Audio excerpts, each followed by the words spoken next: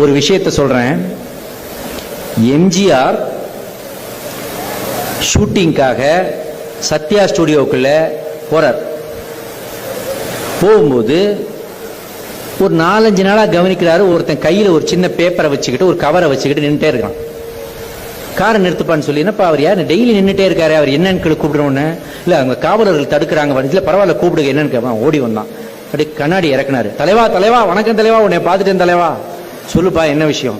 தலைவா அடுத்த மாசம் 14ஆம் தேதி எனக்கு கல்யாணம், உன் தலைமையில தான் நடத்தணும்னு நான் நினைச்சிட்டு இருக்கேன், பத்திரிகை கூட அடிச்சுட்டு வந்துட்டேன் அப்படின்னு எம்ஜிஆர்ட்ட அவன் காட்டுறான். இவர் வாங்கி பார்த்தாரு. 14ஆம் தேதியா எப்படின்னு தெரியலையப்பா, ஷூட்டிங் இருக்குமா? ஐயா நீங்க வந்தா மட்டும்தான் நான் தாலி கட்டுவேன், இல்லாட்டி நான் தாலியை கட்ட மாட்டேன், உங்களுக்காக வெயிட் பண்ணுவேன்றான் அந்த தொண்டை.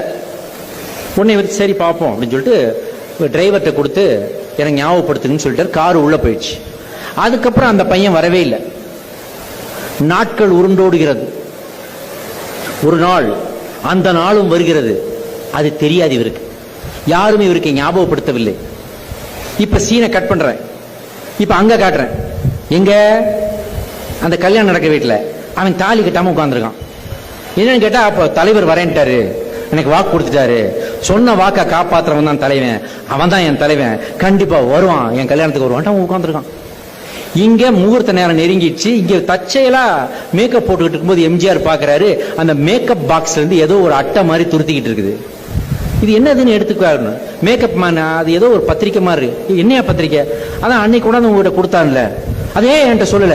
என்ன தலைவரே, போரூர் கங்கிட்ட என்கிட்ட ஒரு கிராமத்துல, மெட்ராஸ்ல இருந்து போரூர், அப்போ கிட்டத்தட்ட 30-40 கிலோமீட்டர் தாண்டி ஒரு கிராமம். அது ஏதோ கிராமத்துல அவன் கல்யாணத்தை வச்சுட்டான். அதுக்கெல்லாம் எப்படி இப்போ யோ அறிவு இருக்காயா? அன்னைக்கு நம்ம சொன்னோம்ல வர்றேன்னு, ஏட்ரா வண்டிங்கிறாரு. யாரு? புரட்சி தலைவர் எம்ஜிஆர். வண்டி போகுது, பலத்த மழை, சினிமா கிளைமாக்ஸ் மாதிரியே. மழை தானே கிளைமாக்ஸ், சரியான மழை. மழையோட கார் பயணம் செய்கிறது. அங்க கல்யாணம் நடக்கல. ஊர்க்காரெல்லாம் திட்டுறான் மாப்பிள்ளைய, உனக்கு கிறுக்கு பிடிச்சு போச்சாடா, வரமாட்டாரா, தாலியை கட்டுறா. முகூர்த்தம் போறான். முகூர்த்தம் போயிடுச்சு. அந்த பொண்ணு இறங்கி ஓடிடலாமா மணமேடையை விட்டுன்னு அது யோசிச்சுட்டு இருக்குது. இந்த சூழ்நிலையில போரூர் வரைக்கும் கார் போயிடுச்சு. மழை கொட்டு கொட்டுன்னு ஓடிட்டு இருக்கு. டிரைவர் வண்டியை நிறுத்திட்டார். டிரைவர் வண்டியை நிறுத்தின உடனே ஏன் நிறுத்தினேன்னு கேட்டாரு. ஐயா இதுக்கு மேல டயர் சிக்கிக்கும், போகாது, சகதியா இருக்கு. அப்ப நான் எங்க போகணும்? இதோ இந்த வயலெல்லாம் தாண்டி உள்ள தெரிஞ்சு பார்த்தீங்களா குடிசை, அங்கதான் அந்த வீடு இருக்குன்னு நினைக்கிறேன், அட்ரஸ் அதாங்க. வேட்டியை மடிச்சு கட்டிக்கிட்டு சகதியில இறங்கி நடக்கிறான் தலைவன்.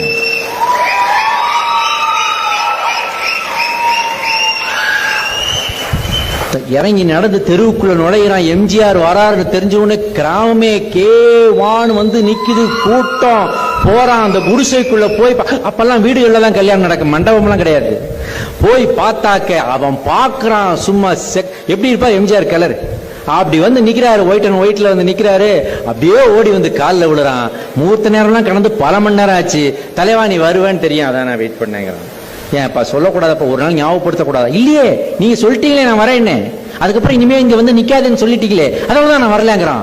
அப்படி மெய் மறந்து, மெய் விதிர்த்து, கண்கள் குளமாகி, கையிலிருந்து கொண்டு வந்த பணக்கட்டை அவர்கள் கையில் கொடுத்து அவர்களுக்கு தாலிச்சரடை எடுத்து கொடுத்து கல்யாணத்தை நடத்தி வைக்கிறார் புரட்சி தலைவர் எம்ஜிஆர். முகூர்த்தம் போயிடுச்சு, முகூர்த்தம் போயிடுச்சேன்னு சொல்றாரு.